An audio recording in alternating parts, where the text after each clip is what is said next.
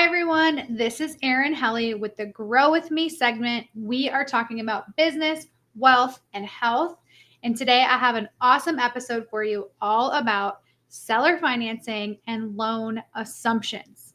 Before we jump in, let's do what we always do. We're going to recap what we talked about last episode. So we talked about calculating your income goal. Maybe you call it your financial freedom number, the number that you need to make on a monthly basis to feel successful as a realtor and as a business owner. So you looked at all your monthly expenses, you looked at all the things you have to take care of, and then all the things you want to do, entertainment, vacations, things like that. And then you figured out what that dollar amount is and set a goal to make that money each month. And then you backwards planned from there to figure out how much activity and how many things you needed to do, as in signing buyers, getting listing agreements, closing transactions to make that dollar amount. And then hopefully you took it a step further and you put all those plans in place and took some action, and you're on your way to your financial freedom number or your income goal. Again, as usual, always share with me what you're working on. I want to hear from you. Email me, find me on Instagram. I want to know. I want to chat with you about it. So let's dive into seller financing and loan assumptions and why this matters to you. But I'm going to start with why this matters to me, because this week I was supposed to close on the sale of a triplex that I own in another state. 45 days ago, I had a buyer submit an offer through my realtor. I used a realtor. I referred myself to that realtor, so I get a cut of her commission. And she found a buyer, also represented by another realtor, who wanted me to seller finance this property. So I'm financing $75,000 worth of a property worth about $150,000. So what that looks like for the buyer is coming in purchasing for $150,000, and I'm financing $75,000, which means that they have to come up with another $75,000 to bring to closing, plus any other costs they agreed to in their offer.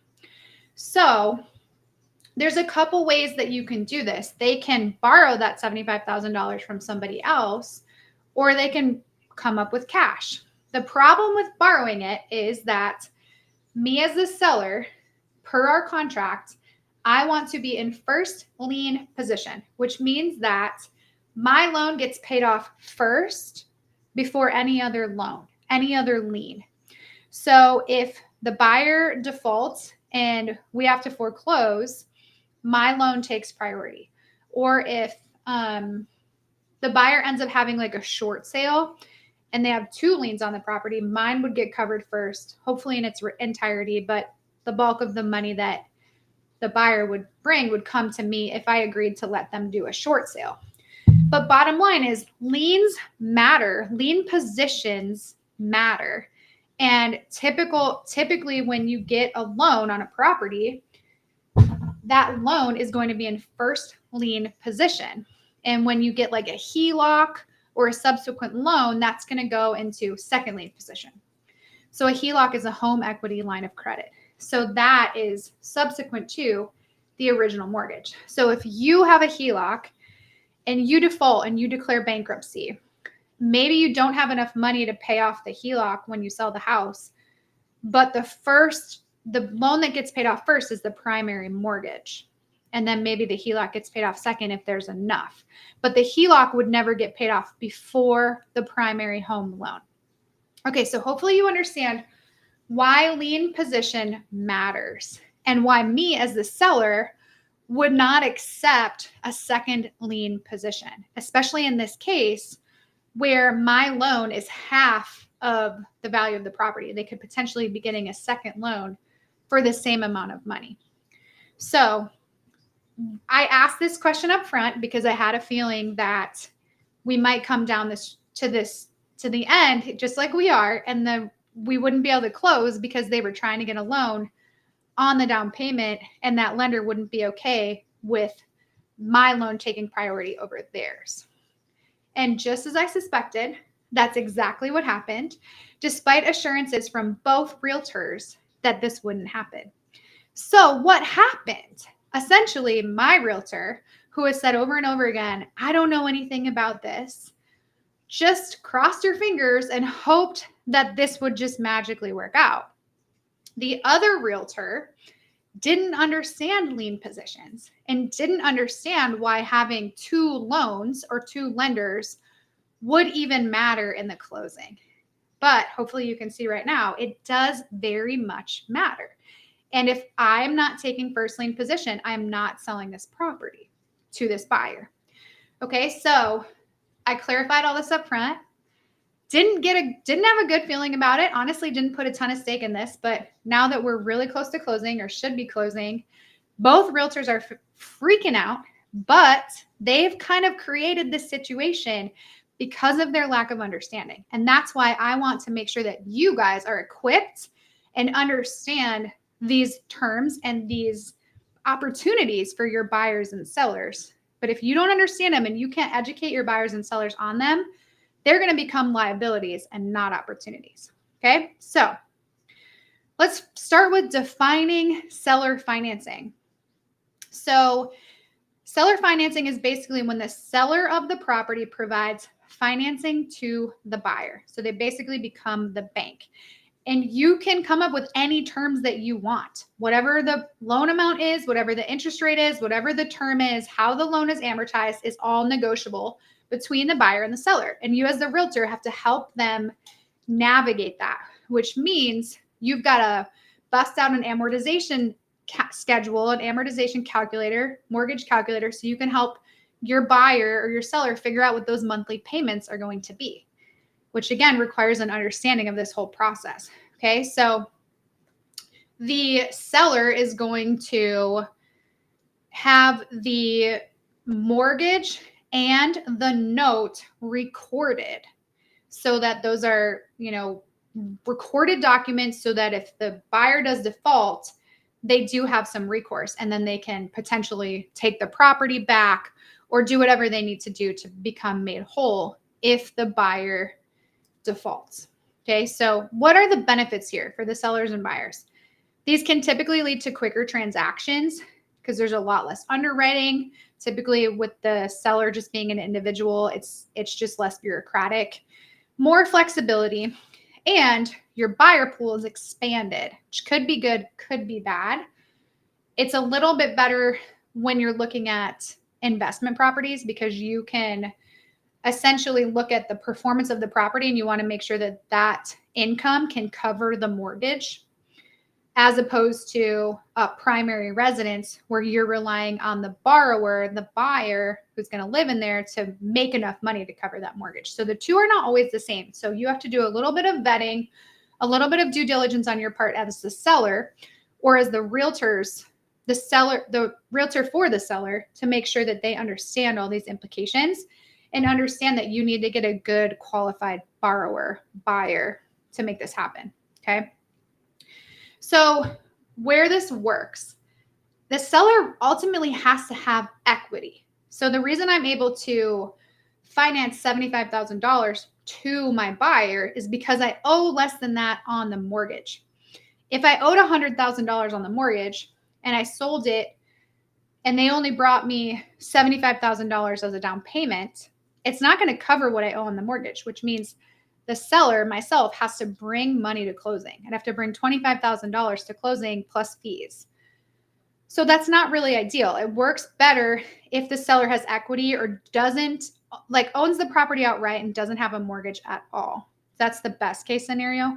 But there needs to be room here. You can't have a seller own a house for $400,000, owe $350 on it, and then mortgage the entire $400,000 because their loan is a better scenario for that is an assumption of that mortgage, which we'll talk about here in a minute. Okay, so it's important too that legal consultation is happening between the buyers and the sellers. Make sure that all of this stuff is done legally. you're staying compliant, all the documents are being reviewed, and due diligence is super important as well. Okay, so that is how seller financing works. And it's important that you can understand that from the perspective of a seller and a buyer, because this creates a great opportunity all the time, because it doesn't allow your buyer to, it means your buyer doesn't have to get pre-qualified or qualified or underwritten. And so it allows your buyer to have access to more properties and at higher price points than maybe they qualified for. And it's an opportunity for your seller if they're having trouble selling the property. Okay. So let's move to assumable mortgages. An assumable mortgage allows a home buyer to not just move into the house, but to step into the seller's loan.